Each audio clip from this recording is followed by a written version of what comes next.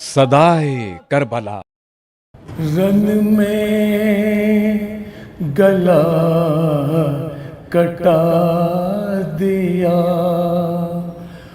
مولا حسین نے،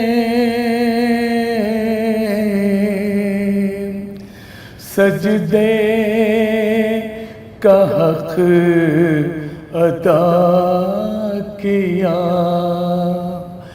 مولا حسین نے،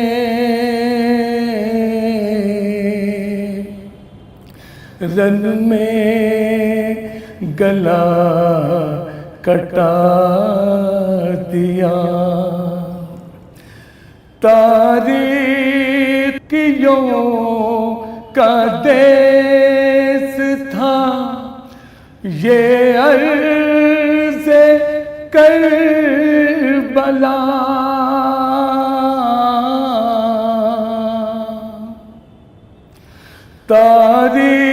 تاریکیوں کا دیس تھا یہ عرض کربلا،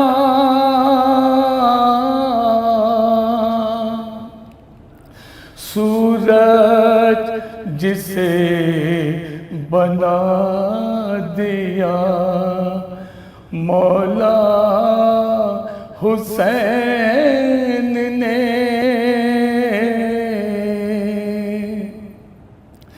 سورج جسے بنا دیا، حر کی خطائیں بخش دی صبط رسول نے،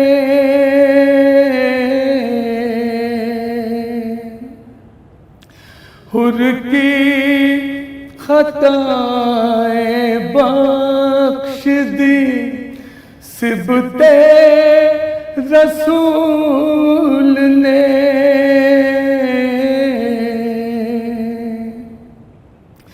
دوزخ سے یوں بچا لیا مولا حسین نے، دوزخ سے یوں بچا لیا، ہے زندگی سے موت بھلی اہل حق و عار،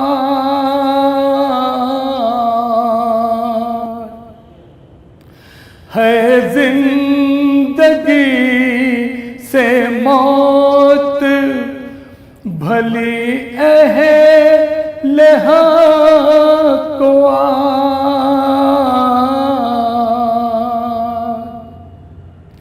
یہ کیسا حوصلہ دیا مولا حسین نے، یہ کیسا حوصلہ دیا، خیمے جلے ردا چھنے دین نبی رہے،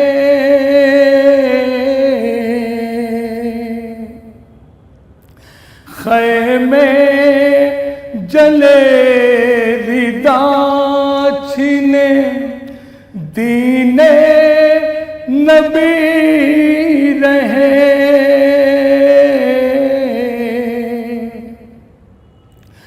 زینب کو یہ بتا دیا مولا حسین نے،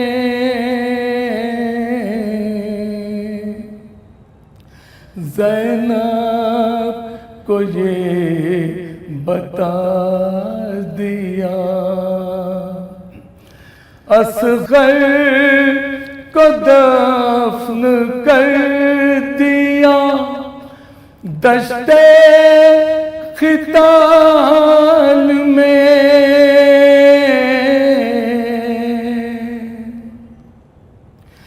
اصغر کو دفن کر دیا، دشت خطال میں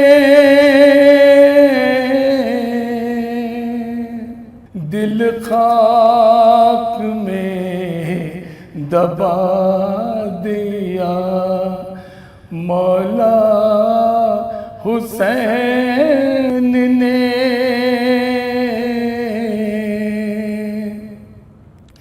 رن میں گلا کٹا دیا، مولا حسین نے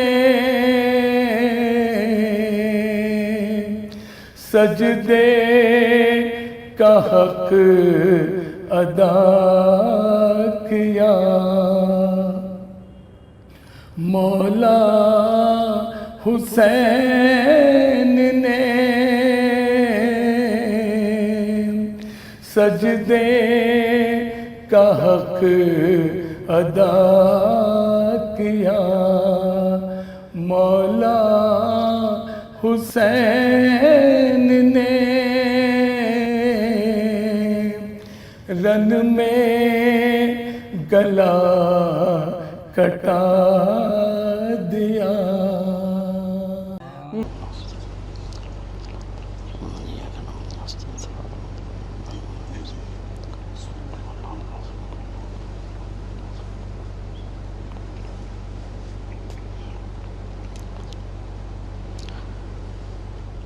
لا حول ولا قوة إلا بالله العلي العظيم۔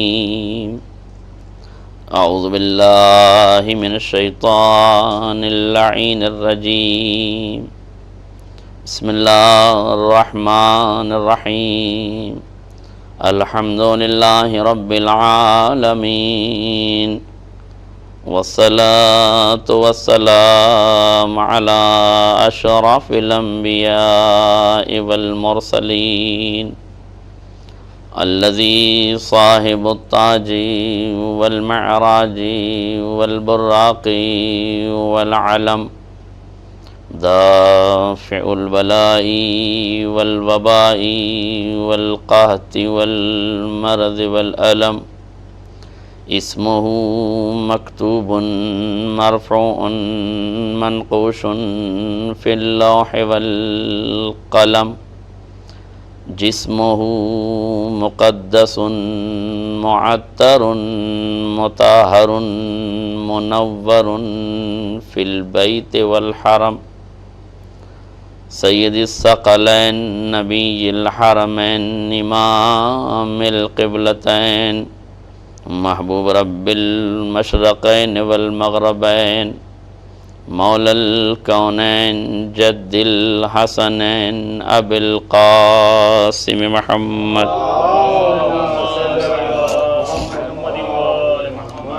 وعلى آل بیتہ الطیبین الطاہرین المعصومین المظلومین، ولعنة الدائمة الباقية على أعدائهم أجمعين من الآن إلى قيام يوم الدين، أما بعد فقد قالت زينب سلام الله عليها، فوالله لا تمحوا ذكرنا ولا تميتوا وحينا، صلوات پر محمد۔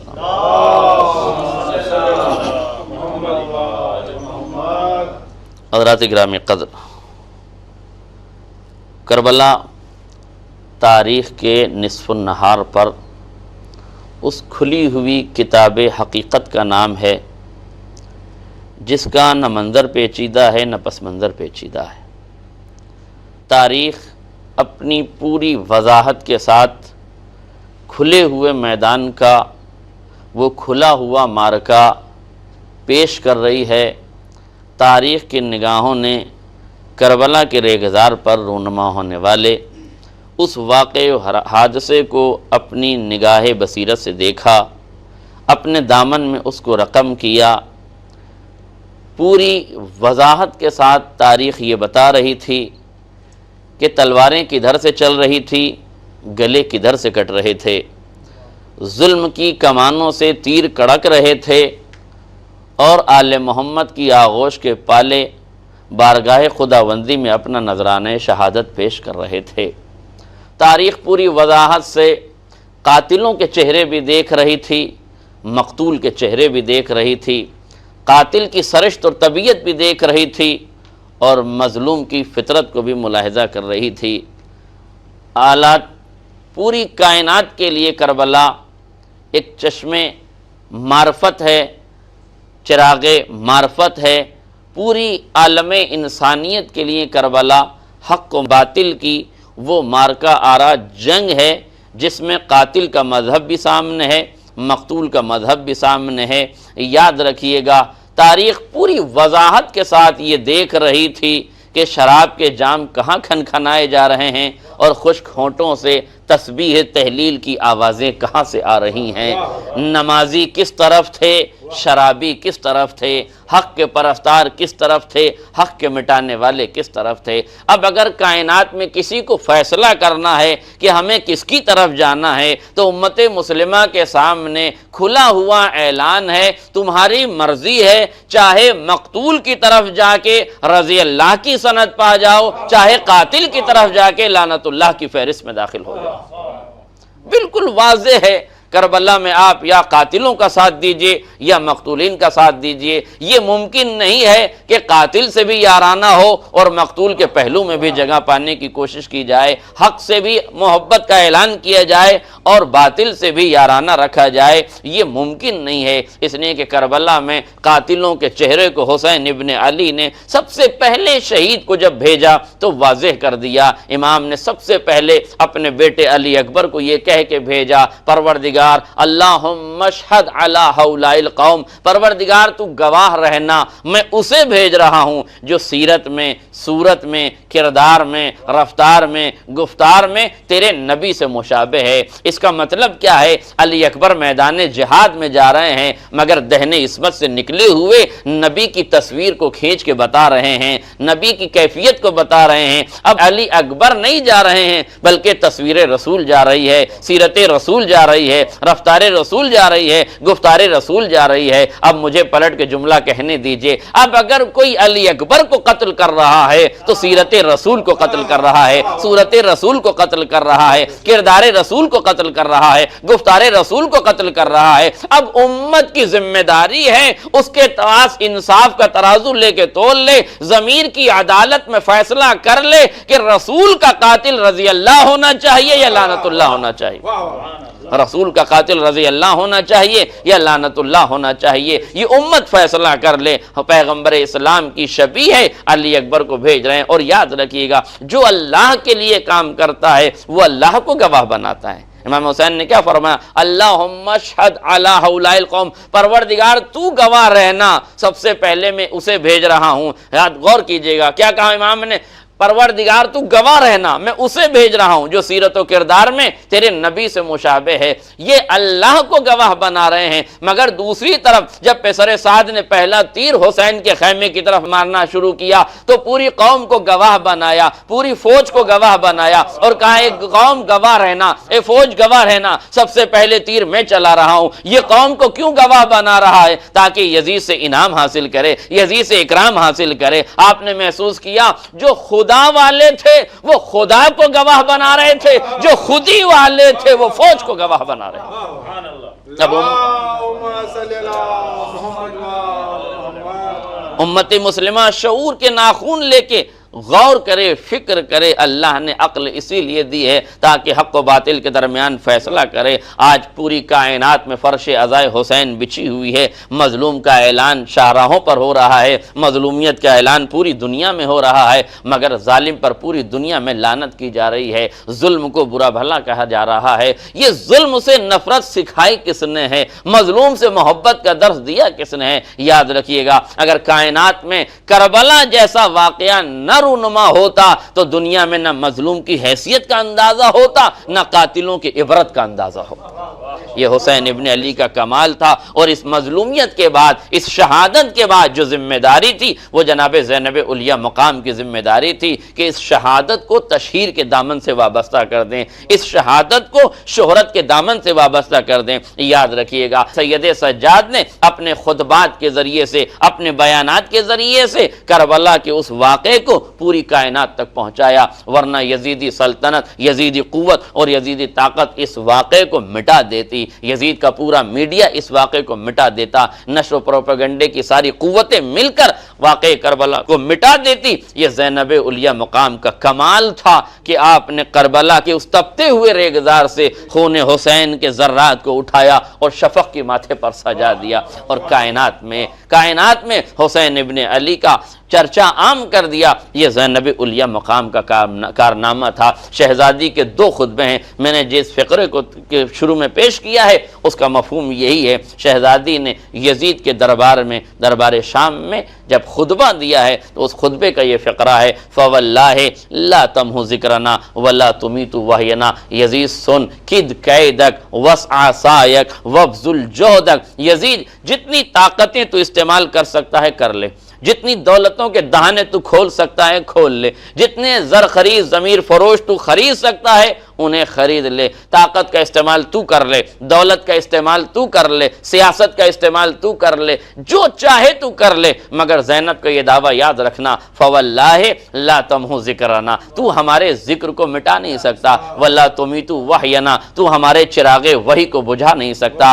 آج پوری کائنات میں فرش عزا کا بچھنا دلیل ہے کہ زینب کا دعویٰ اپنی حقیقت کا لباس زیب تن کر چکا ہے، اور پردہ غیب میں ایک چراغ عصمت کا جلنا اور رہنا یہ بتا رہا ہے کہ کائنات میں وحی کے چراغ بھی جل رہے ہیں۔ ایک صلوات پڑھ دے محمد۔ شہزادی نے دو خطبے دیے ہیں، ایک خطبہ کوفے میں ہے اور ایک خطبہ شام میں ہے۔ اگر دونوں خطبوں کو آپ انالائز کریں، دونوں خطبوں کا آج آپ تجزیہ کریں تو آپ محسوس کریں گے کہ جو بات شہزادی نے کوفے میں کہی ہے وہ شام میں نہیں کہی، جو باتیں شام میں کہی ہے وہ کوفے میں نہیں کہی۔ کیوں ایسا ہے؟ جب شہزادی کو بیان ہی دینا ہے، تشہیر کربلا ہی کرنا ہے، مقصد حسینی کی ترجمانی ہی کرنا ہے، تشہیر شہادت کا فریضہ ہی انجام دینا ہے، تو جو خطبہ آپ نے کوفے میں دیا وہی خطبہ آپ شام میں بھی دے سکتی تھی۔ مگر یاد رکھیے گا، اس زمانے میں شام سینٹرل گورنمنٹ تھی اور کوفہ اسٹیٹ گورنمنٹ تھی۔ کوئی بھی سیاسی لیڈر اگر آتا ہے تو اس کا بیان اسٹیٹ گورنمنٹ میں الگ ہوتا ہے اور سینٹرل گورنمنٹ میں الگ ہوتا ہے۔ اس لیے شہزادی نے شام میں خطاب کچھ اور کیا، کوفے میں خطاب کچھ اور کیا۔ اور یاد رکھیے گا، دونوں خطابوں میں ایک فرق یہ بھی ہے، اگر آپ کوفے کا خطاب ملاحظہ فرمائیں تو شہزادی نے فرمایا یا اہل الکوفہ یا اہل القتل والغدر والخضر، ایک کوفے کے غداروں، ایک کوفے کے عیاروں، ایک کوفے کے مکاروں۔ لیکن جب یہاں مخاطب کیا شام میں تو فرمایا یا یزید یا ابن الطلقاء، اے یزید، اے آزاد شدہ غلام کے بیٹے۔ یعنی یہ کیا ہے؟ آپ غور فرمائیں، جب شہزادی نے کوفے میں خطاب کیا تو اہل کوفہ کو مخاطب کیا، لیکن جب شام میں مخاطب کیا تو یزید کو مخاطب کیا۔ بی بی شام میں اہل شام کو کیوں مخاطب نہیں کیا؟ کوفے میں ابن زیاد کو کیوں مخاطب نہیں کیا؟ یہ تو علی کی بیٹی کی بلاغت و فصاحت علی کی بیٹی ہی جانے، باب معرفت العلم کی بیٹی عقیلہ بنی ہاشم ہی جانے کہ کہاں کون سا لفظ استعمال کرنا ہے۔ مگر تاریخ کا تجزیہ یہ بتاتا ہے کہ کوفے کی حکومت ابن زیاد کے دست و بازو کا نتیجہ نہیں تھی، بلکہ کوفے کی غداری، عیاری اور مکاری کا نتیجہ تھا۔ تو شہزادی نے کوفے میں ابن زیاد کو لائق خطاب نہ سمجھا، بلکہ کوفہ والوں کی سرزنش کی۔ لیکن جب شہزادی نے شام میں خطاب کیا تو چونکہ شام کی حکومت اہل شام کی مرہون منت نہیں ہے، بلکہ یزید اور اس کے باپ کی دہشت گردی، ان کی قوت، ان کی طاقت، ان کی قتل و غارت گری، ان کی دہشت و وحشت کا نتیجہ تھا، لہذا شام میں یزید کی عزت تھی، اہل شام کی نہیں، یہاں اہل کوفہ کی عزت تھی، ابن زیاد کی نہیں۔ شہزادی نے دونوں مقام پر اسے مخاطب کیا جو طاقت کا نمائندہ تھا، اسے مخاطب کیا جو طاقت کا نمائندہ تھا۔ یزید شام میں طاقت کا نمائندہ بن کے بیٹھا تھا تو اسے یا یزید کہہ کے خطاب کیا، یہاں کوفے میں کوفیوں کی غداری پیش نظر تھی تو یہاں اہل الکوفہ کہہ کے خطاب کیا۔ توجہ کیجئے گا، یہاں اہل کوفہ کہہ کے خطاب کیا، کس لیے؟ تاکہ یہاں کوفے کے غداروں کی غداری واضح کر دی جائے اور وہاں اہل شام کے سامنے شام کی عزت کا جنازہ نکل دیا جائے، یزید کی عزت کا جنازہ نکل دیا جائے، تاکہ دنیا کو محسوس ہو کہ یہ رسن بستہ بی بی یوں ہی کلام نہیں کر رہی ہے، بلکہ یہ آغوش وحی کی پروردہ ہے، یہ فاطمہ زہرا کی آغوش کی پلی ہے، یہ رسول کی نواسی ہے، یہ علی کی دختر نیک اختر ہے، یہ علی کی بیٹی ہے، یہ حسن و حسین کی ہمشیرہ ہے، یہ بہن ہے، یہ پنجتن کی آغوش میں پلی ہوئی بی بی ہے۔ اب زینب کے قدموں پر، زینب کی آہٹ پر، زینب کی نظروں پر، زینب کے اشاروں پر کربلا کا انقلاب پروان چڑھے گا۔ اب زینب کے اشاروں پر کربلا کا انقلاب پروان چڑھے گا۔ اب یہ زینب علیہ مقام کی ذمہ داری تھی کہ کربلا کے اس انقلاب کو آگے بڑھائیں، اس لیے ہر قدم پہ جناب زینب علیہ مقام نے وہی کارہائے نمایاں انجام دیے جس سے انقلاب پروان چڑھے، انقلاب جوان ہو جائے۔ جیسے جیسے حق کو مٹایا گیا تھا ویسے ویسے شہزادی نے حق کی آبرو بچانے کے لیے حکمتوں کا بازار سجایا اپنے وجود کے ساتھ۔ میرے عزیزوں یاد رکھیے گا، ایک خاتون کو اگر آپ دیکھیے، اتنے غموں کے بعد کسی خاتون کی، کسی انگریز رائٹر نے جناب زینب کی تاریخ پڑھنے کے بعد یہی لکھا تھا، اتنے غموں کے بعد کسی خاتون کی دو ہی کیفیتیں ہوتی ہیں، یا تو ذہنی توازن ختم ہو جاتا ہے یا پھر اس کی روح قفس عنصری سے پرواز کر جاتی ہے۔ مگر اللہ رے زینب علیہ مقام اپنی روح کا نکلنا تو کجا، زینب نے محمدوں کی روح بھی ان کے قفس سے نکلنے نہیں، شہزادی نے محمدوں کو بھی مرنے نہیں دیا ہے، جلتے ہوئے خیام سے بھی بچایا ہے اور دربار میں تقریر کرنے سے بھی بچایا ہے، تاکہ دونوں جگہ محمدوں کی حفاظت ہو جائے۔ اور ذہن کی بات کریں تو زینب علیہ مقام کو یہ معلوم ہے کہاں کس کو تقریر کرنا ہے، کہاں کس کو تقریر نہیں کرنا ہے۔ یہ لٹا ہوا قافلہ جب کوفہ پہنچا ہے اور کوفہ پہنچنے کے بعد جب مرحلہ یہ آیا کہ تقریر کون کرے تو تاریخ یہ کہتی ہے زینب الکبریٰ من المہد الی اللحد میں علامہ کاظم قزوینی نے ایک سوال قائم کیا ہے کہ کیوں شہزادی نے خود خطبہ دیا ہے، سید سجاد نے خطبہ نہیں دیا، جبکہ بلوائے عام میں خطاب کا تجربہ زیادہ تو شہزادی کے بجائے شہزادے کو ہے، چوتھے امام کو زیادہ تجربہ ہے، لیکن اس کے باوجود بھی چوتھے امام کے بجائے جناب زینب علیہ مقام تقریر کر رہی ہیں۔ کیوں؟ توجہ کیجئے گا، اس کی وجہ کیا ہے؟ اس کی وجہ ذرا سا میں تاریخ کے پس منظر میں آپ کو لے کے جاؤں۔ یاد رکھیے گا 60 ہجری میں امام سے بیعت کا مطالبہ کیا، حاکم شام کی طرف سے بیعت کا مطالبہ آیا، ولید کے دربار میں امام کو بلایا گیا، امام نے انکار بیعت کیا، انکار بیعت کر کے 28 رجب سن 60 ہجری میں امام نے مدینہ چھوڑ دیا، مدینے سے مکے کی طرف آئے،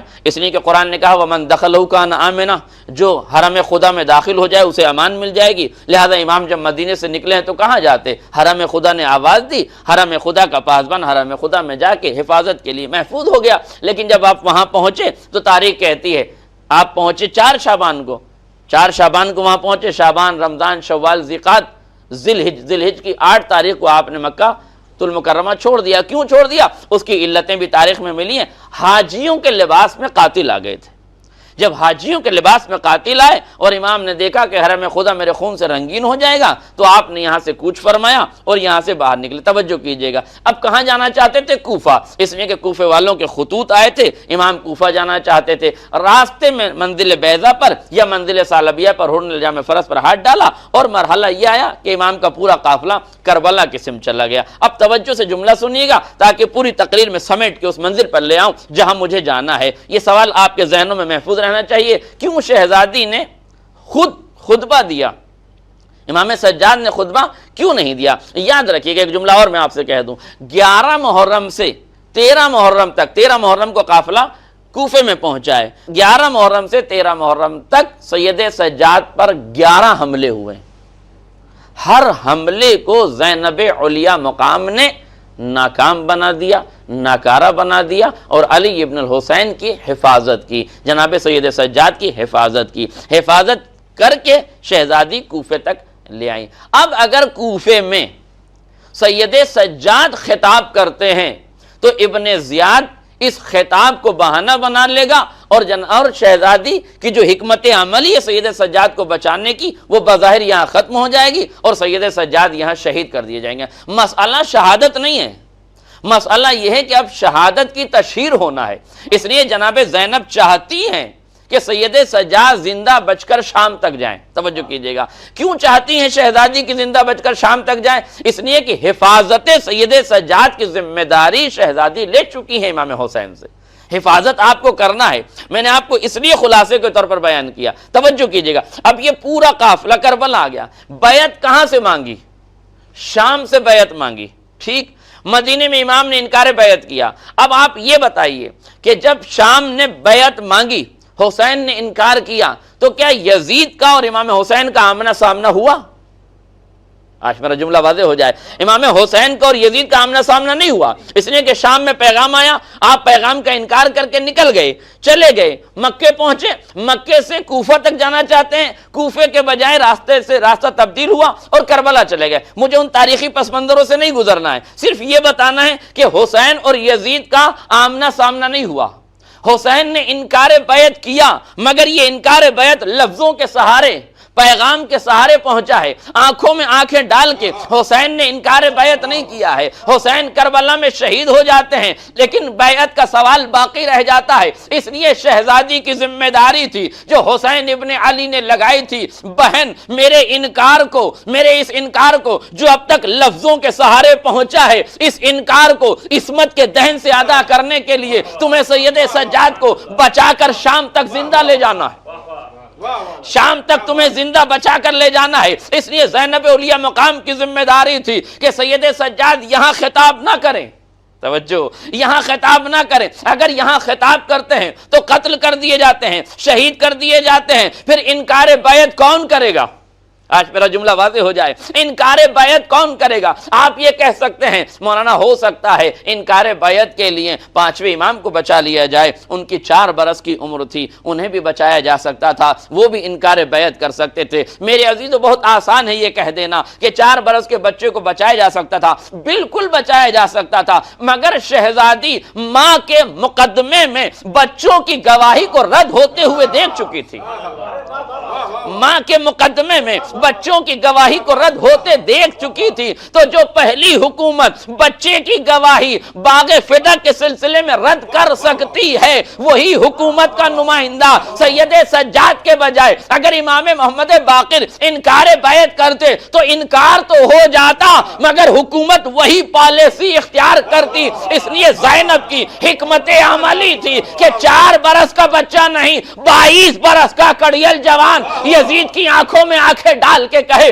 یزید تو نے میرے باپ سے بیعت کا مطالبہ کیا تھا، اس وقت میرے بابا کے پاس طاقت بھی تھی، قوت بھی تھی، چھوٹا موٹا ہی صحیح عسکر بھی تھا، لشکر بھی تھا، عباس جیسا غازی تھا، مسلم جیسا بہادر تھا، میرے پاس میرے چچا تھے، میرے بھائی تھے، میرے بھتیجے تھے، میرا سب کچھ تھا، حسین کے پاس طاقت تھی۔ جب تو نے بیعت مانگی اس وقت میرے بابا نے بیعت کا انکار کیا، اب تیرے سامنے سید سجاد یکو تنہا کھڑا ہے، نہ میرے پاس ظاہراً طاقت ہے، نہ قوت ہے، نہ عسکر ہے، نہ لشکر ہے، اب ہمت ہو تو وہی مطالبہ جو بابا سے کیا تھا مجھ سے کر کے بتا، وہی مطالبہ جو بابا سے کیا تھا مجھ سے کر کے بتا۔ تاریخ بتاتی ہے یزید میں اتنی ہمت نہ تھی، ایک ناتواں سے بیعت مانگتا، بیڑیوں میں جکڑے ہوئے قیدی سے بیعت مانگتا، ایک کمزور انسان سے بیعت مانگتا، اس لیے کہ وہ جانتا ہے کہ جب حسین انکار بیعت کر چکے ہیں تو علی ابن الحسین بھی انکار بیعت کریں گے۔ تاریخ کو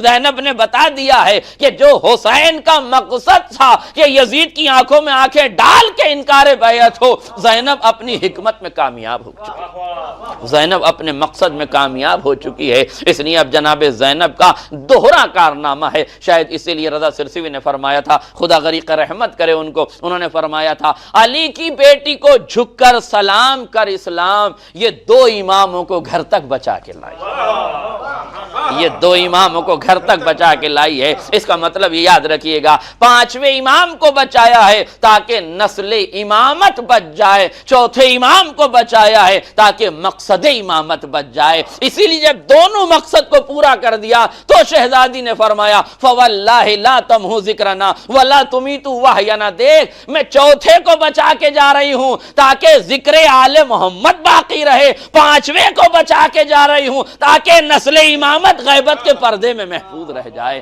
ایک صلوات پڑھ دے محمد رسول۔